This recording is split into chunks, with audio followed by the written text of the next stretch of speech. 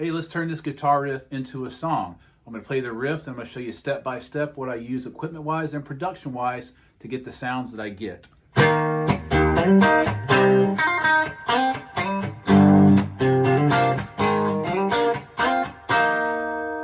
Let's get started.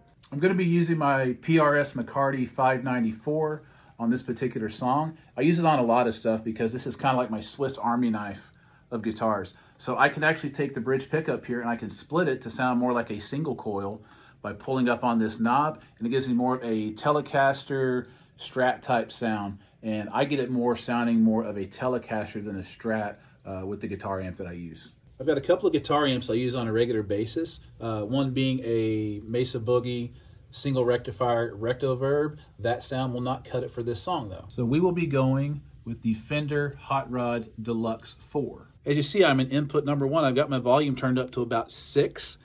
I've got the treble up at around 7, got the bass turned all the way up. I'll probably back down on that when I start recording. Mids are starting at 10. Reverb at about a 3, that'll probably back down. The presence at about a 6, I'll probably dial that back down. And I've got this Dr. Watson Lion Tamer here, which overrides as a master volume switch so that I can start getting the breakup characteristics on the amp at about this 6 on the Hot Rod Deluxe, but allows me to keep the volume in a manageable level in a home studio. My go-to microphone is the Sphere L22 Townsend Labs modeling microphone, and as you can kind of see here, I've got the pad backed off to a -10 so I can record guitar at higher volume. First thing I've got to do is dial in my tempo when I start recording, and so I'm at 120 beats a minute. I think it sounds okay. We'll see.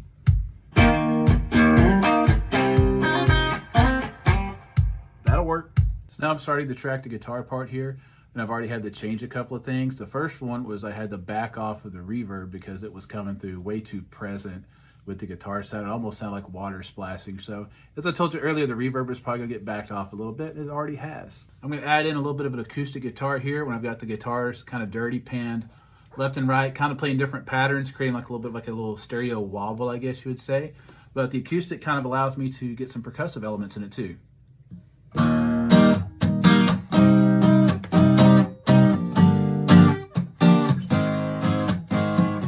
All right, time to slap at the bass.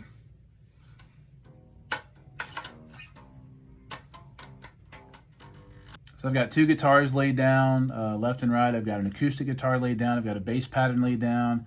Now I just want to listen to those parts together to kind of see what it sounds like. And I always take the headphones off to do this because it allows me to hear what the song is actually doing. So here's my first listen to it.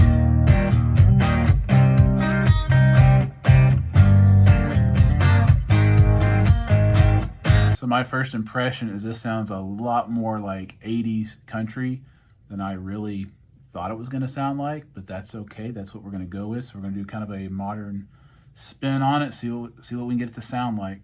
My writing process is probably a lot different than a lot of people because I like to get into production as soon as I can because that's where I can really hear what a song can turn into. So I have to be able to take like a guitar riff or just an acoustic part or just a vocal line or something like that and get it to this form as soon as I can so that I can really begin diving into a song. But that's just kind of how my process works. So here's where we're at right now.